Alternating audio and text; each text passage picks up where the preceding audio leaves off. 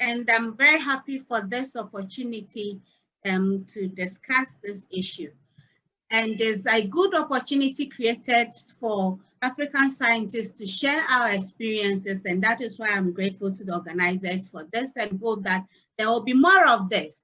So even as I share this story, I'm hoping that in whichever capacity you are here, whether as a parent, as a scientist trying to develop a career in science or not, I'm hoping that this would be a useful discussion and you can also pick something out of it. So as I share this story, I am focusing on some of the challenges and issues that as a person that attempted or has attempted to develop a career in science in Africa, I have had to deal with right from the beginning and through next career development. Though I share the screen, I promise I'm not going to give a long lecture that is a PowerPoint based, but to use it to make some of the points that I have to make. So whenever people talk about success in career development, there is this theory of the iceberg illusion that comes up that I would like to start with. You see here that what people talk about is the success, what is considered the success that the person has achieved. But I want to make the point that before that success, there's a lot down there that may not be coming across. The risks, the late nights, the sacrifices, the disappointments, the need for persistence, the doubts, moments of doubts, and many others that such a person might have had to go through.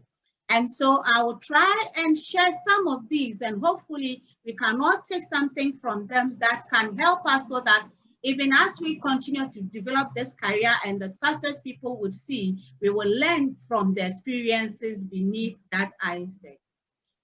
Here, this is just making the point that in any career development, you will need to have the knowledge. You need to acquire the knowledge. And as you practice that career, the experiences build up and interconnect with that knowledge. And so that would finally lead to that career path that you are interested in. For me specifically, I would jump back to even some decision points that I found very critical.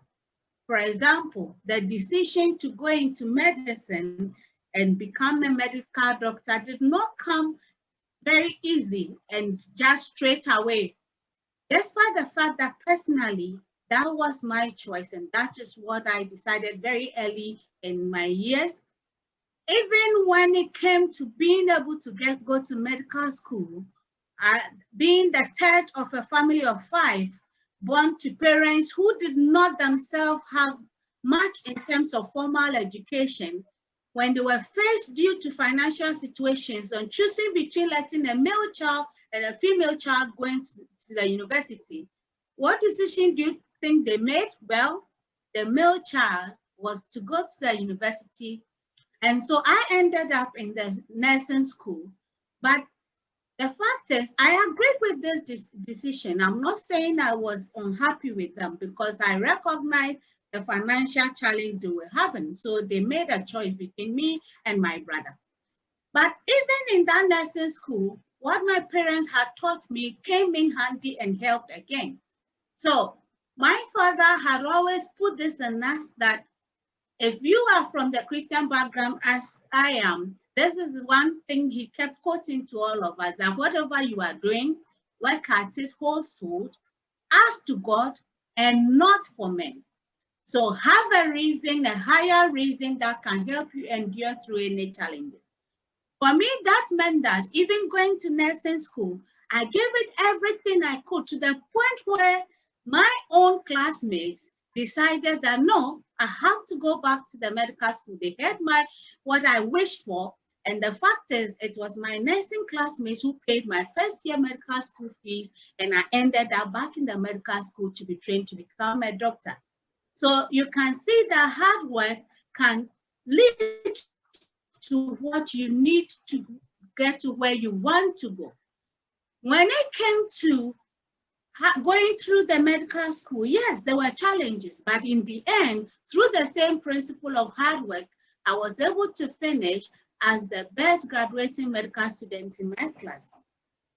Then came the decision point to become a clinical microbiologist. You can imagine in Africa that a doctor is supposed to be a pediatrician, a surgeon, a gynecologist, something people recognize. So saying you want to be a clinical microbiologist even required some explanation. But I took this decision because it comes back to one aspect that I was stressed throughout this presentation, the role of mentors and actually sponsors. And I will explain that quickly along the line. So very early in medical school, I remember the late Professor E.H. Rumpong, a clinical microbiologist and a medical doctor. His passion for the field and just listening to him and what Africa needed and how he presented it, I took that decision very early, even before the clinical years of medical school. So after completing and doing house job, I had to find opportunities. How do I do this? It's not even a training that was readily available for doctors around. But with his mentorship and guidance, I was able to get a Commonwealth scholarship that enabled me to do my master's in clinical microbiology in Nottingham University. But the point is, that also didn't just come easily. Aside the fact that I got the scholarship, I got it whilst I was pregnant. So in the end, I entered the school the first time when my daughter was exactly 1 month old. So I did my master's being a breastfeeding mother for the first time. But that also required a lot of planning and adjustment and things to make it possible. So with the same determination to work at everything with all my heart, thankfully, I was able to again graduate with distinction from that master's program. Such success then spurs you on. It gives you the assurance that you can do it. So coming back and deciding to come back to Ghana after that, I had had the exposure to the developed country quite early, even before finishing medical school, and then through the master's. And yet I had to weigh that option of whether to build a career out there or here. And for me, again, mentors or sponsors came in to shape my decision. But in the end, I had decided that, yes, I would want to develop this career as a woman scientist in Africa.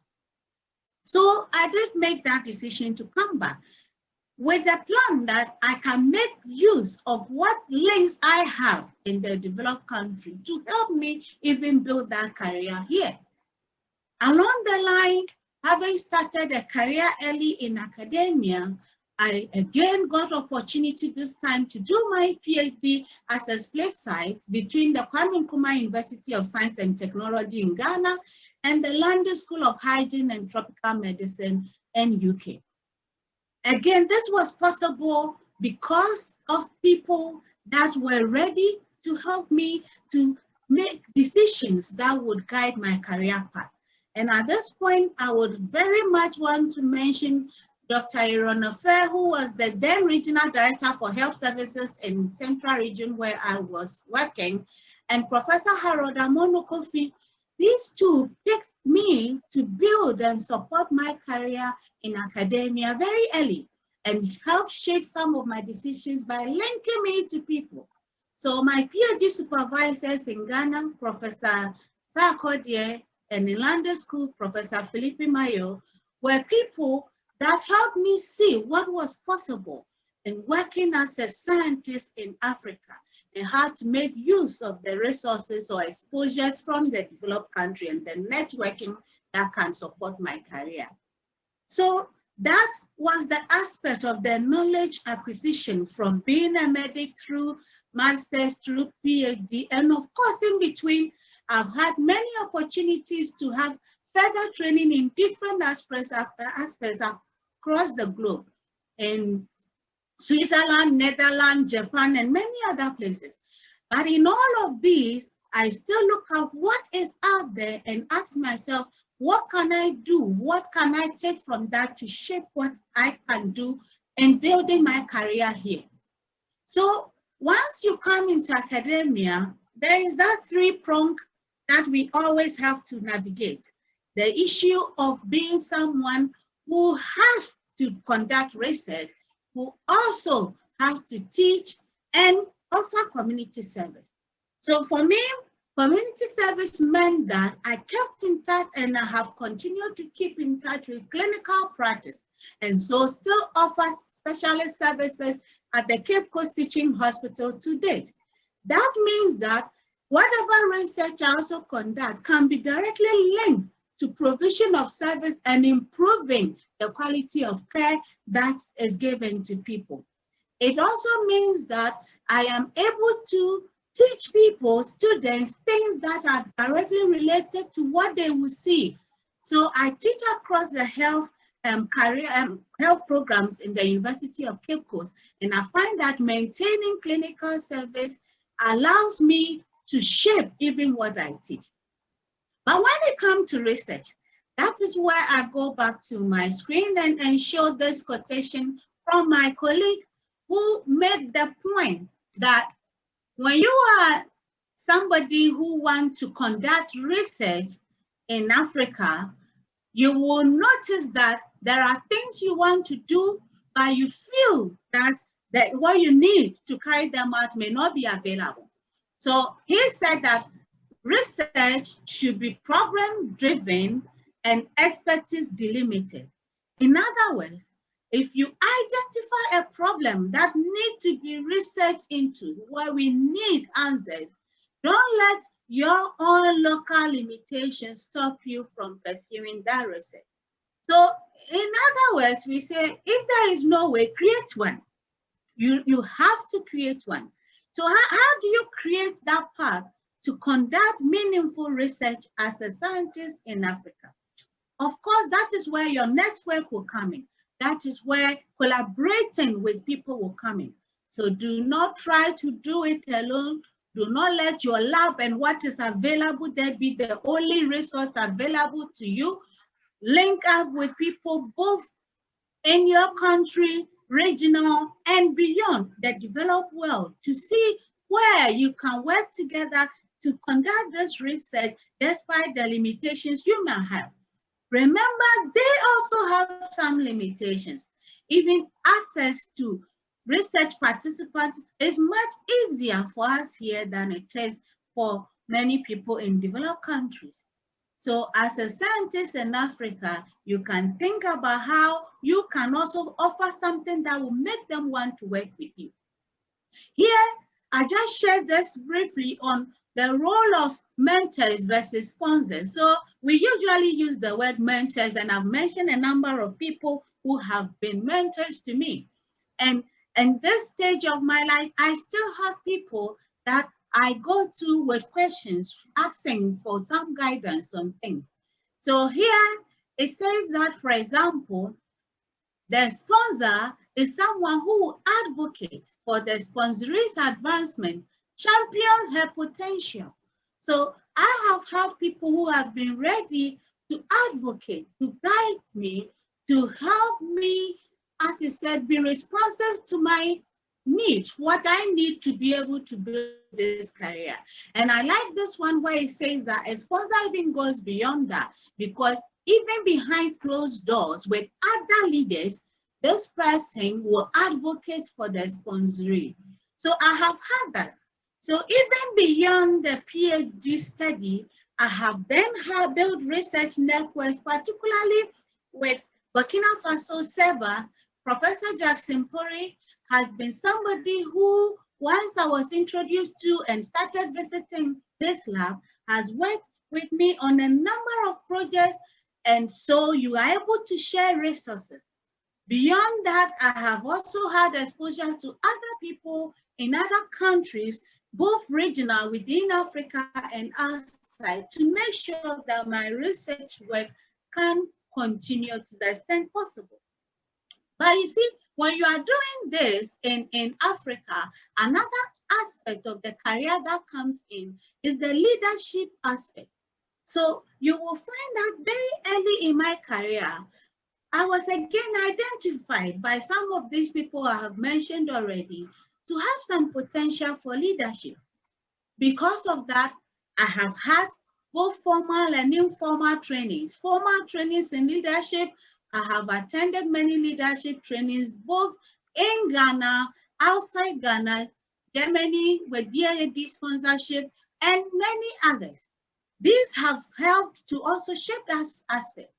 Sometimes you may wonder why you are taking on a lot, because in my short career so far, as I will put it, I've been coordinator of clinical training program for the School of Medical Sciences. I've been head of department for years. I've been a dean, immediate past dean of the School of Nursing or Midwifery, and currently the deputy director for Directorate of Research, Innovation and Consultancy, DRIC for short, under the Vice Chancellor's office. So these are all additional responsibilities that come in. And I have also wondered sometimes whether I should have them all on. But the point is, wanting to build a career in science in Africa, the leadership aspect is needed. And we already have the limitation in terms of the numbers in that level to offer the leadership that is needed. In addition, for females in academia, females in that leadership role, then the numbers even get smaller. So really, if you feel it's too much, then who will do it?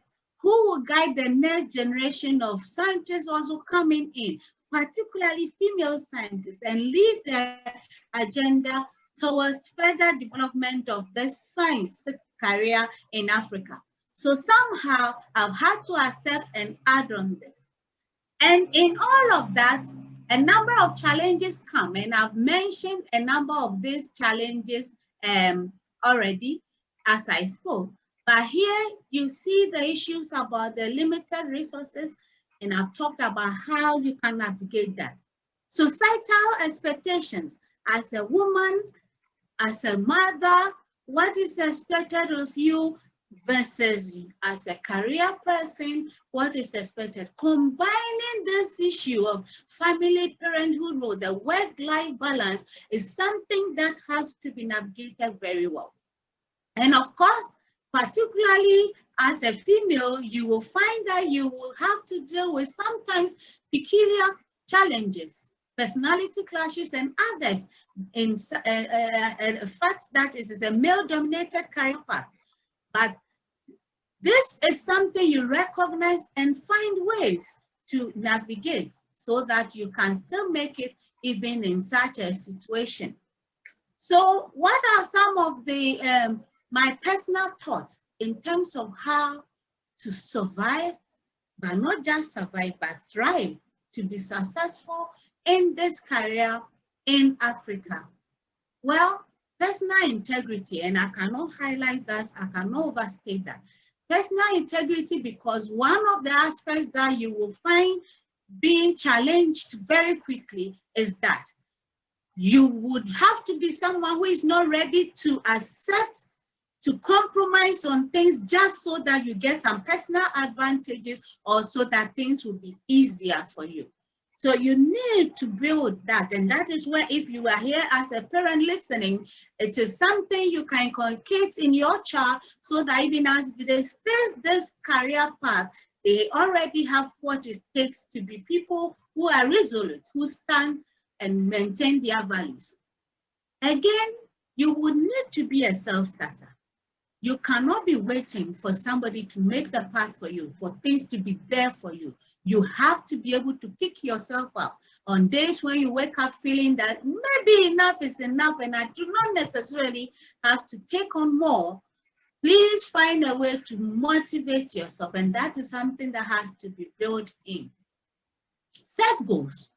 What do you want to do in the next 3 months? Where do you see yourself next year? What about 5 years from now?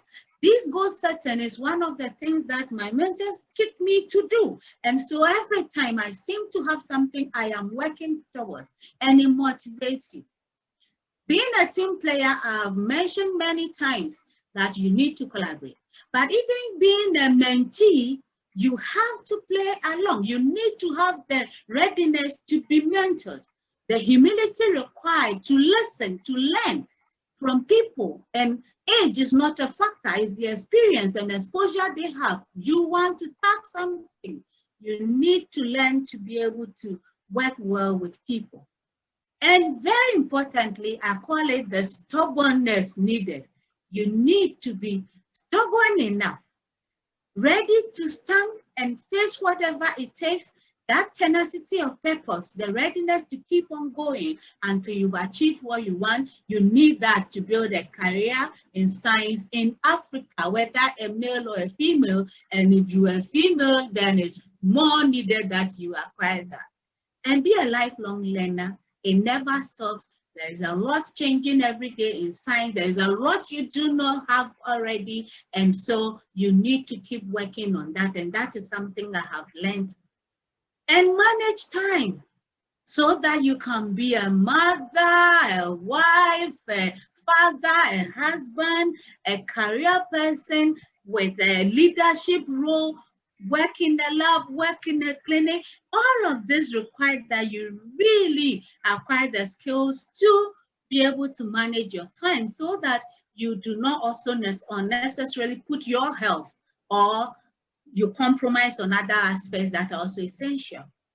And conflict management skills is something I've found very useful. The ability to know how to resolve issues, how to work with people and ignore what needs to be ignored and be able to take on what needs to be discussed so that we all agree on something. These are all aspects that you need to build a career in science. So in a nutshell, what I am saying is that building this career has taken some challenges that have to be surmounted. And the readiness to do that is what has seen me to wherever I am considered to be today. So if you ask me where I am, I would say I'm still just starting. For me, there's still a lot ahead.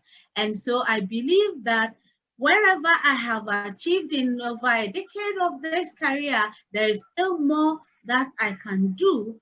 And I believe if I keep on with that determination to work, collaborate, network with people, and be ready to get ideas and move them along and not let any limitations in the African environment, so to speak, stop us from moving on. That to me is what will make it possible that we can all achieve a lot. All African scientists will not work in Africa. There are definitely some who are working and have to work and have built a career in the developed countries. So what is their role? Network with them. They have access to some labs, some equipment, some resources you do not have.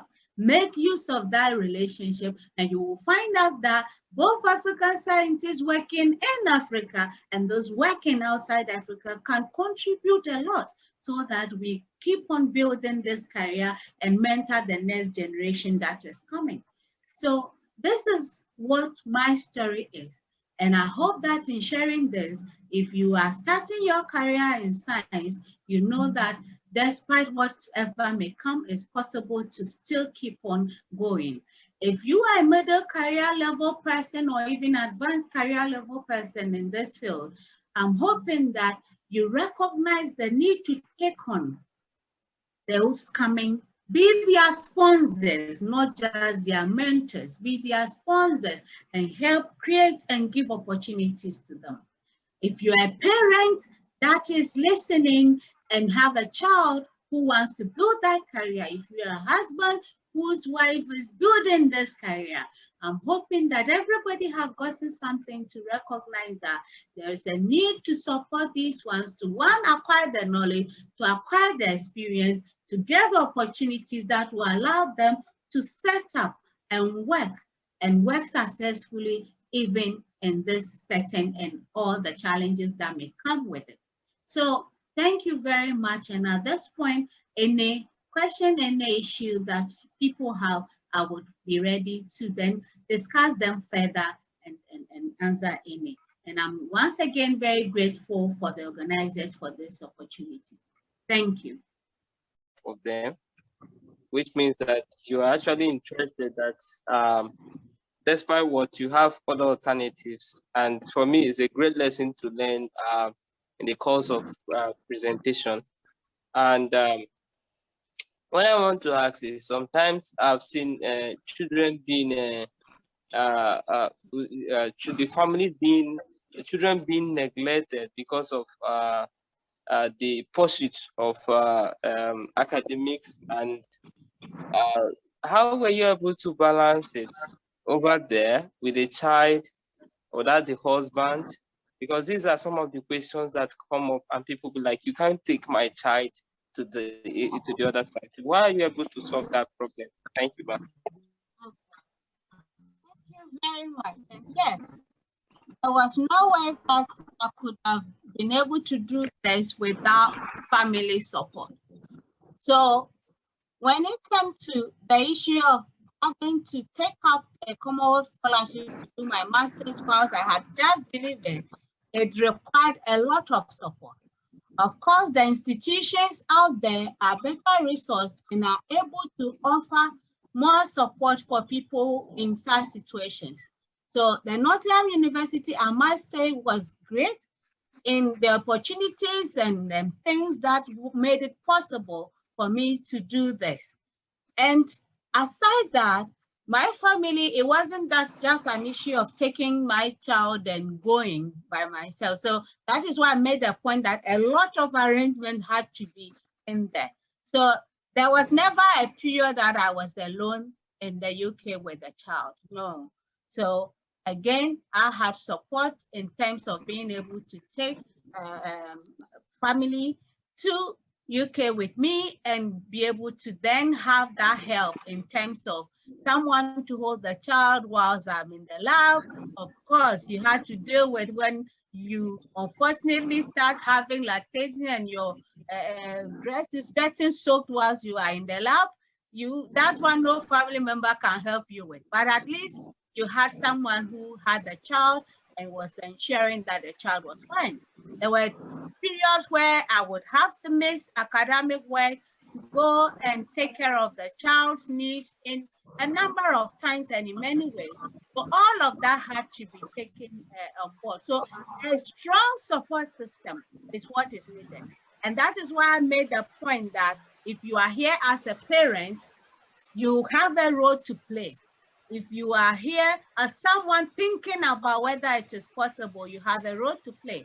If you are here as a husband of a woman who wants to do this or get some opportunities that require your support, you have a role to play. So it is only when we all come together in this way that we make sure that opportunities are not lost and people are able to successfully build their career whilst at the same time meeting the demands of parenthood and society.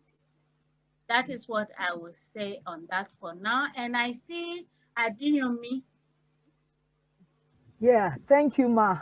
Good evening, everyone.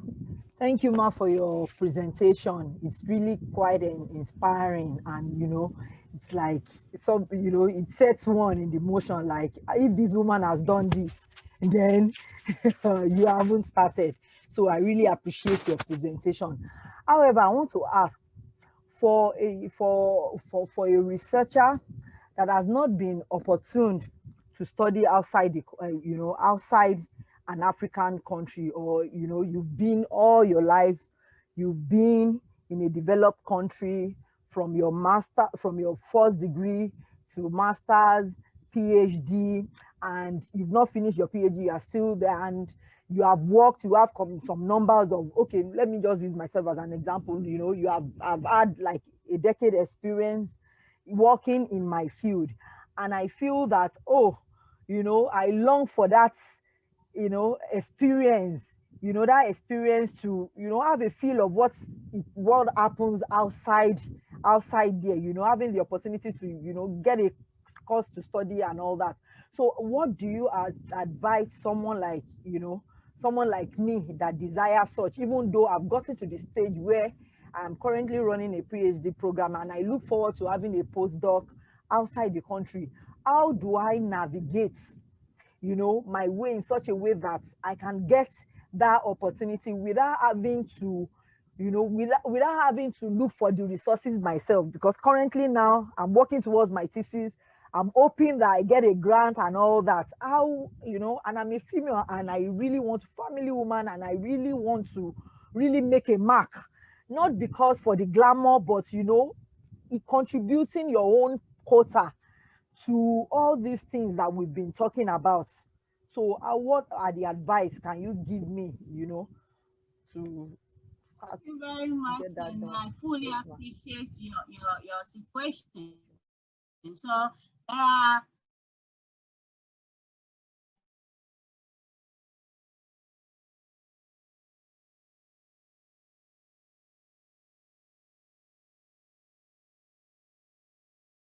situations like that. You use those who have the opportunity. So I know many Nigerians, many Kenyans, many Ghanaians who are practicing and who have settled themselves in a career in science in the UK, in the US, in the developed countries.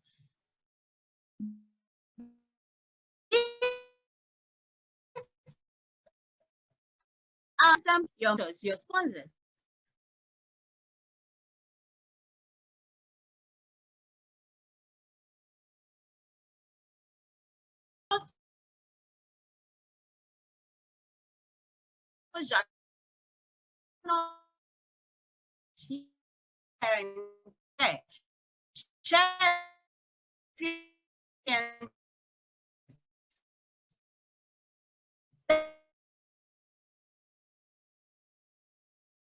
You didn't pay for. That would be my advice. And as you do so,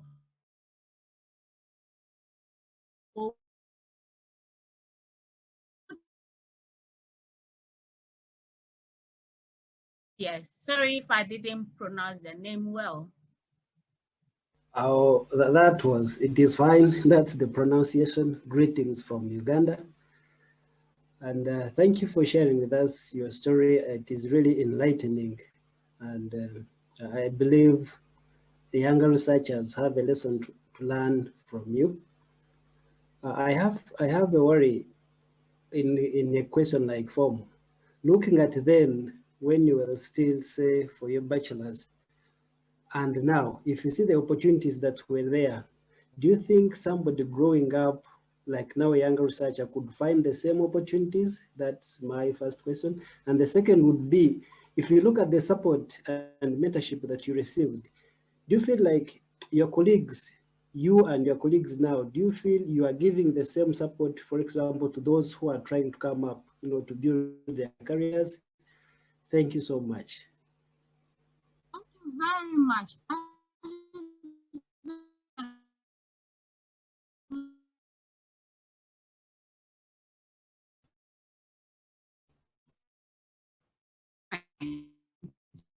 So behind the cafe, to get opportunity to sit behind internet,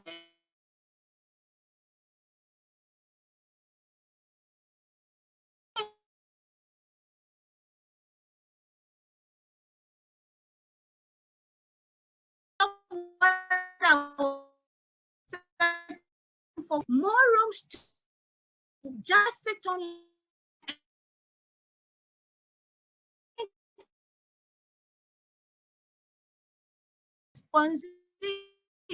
whether they approach me and ask for it or not. And a number are on this call. I don't know if they recognize that role, and I recognize guidance that young one officially. So I'm a network that is officially asking people to mentor young career people, and I'm registered on it and have been assigned mentees. The Commonwealth Secretariat has assigned me a mentee to deal with. Then International Aid Society, I have registered and be accepted as a mentor to the assigned mentees. So I take opportunities to do this today, and I believe all senior colleagues can do the same. I think the last one, I saw the hands of Mr. Akon, if he's still online.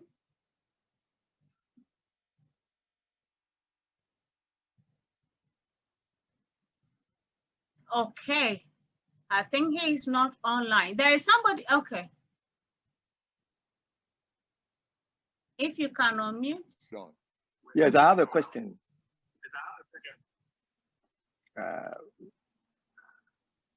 My question is, as a professor, you've gone through, and you're a lady. We know that a lot of African young ladies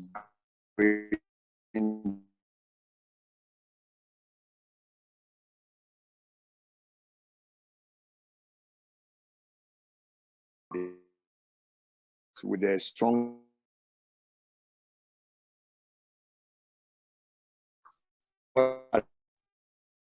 you give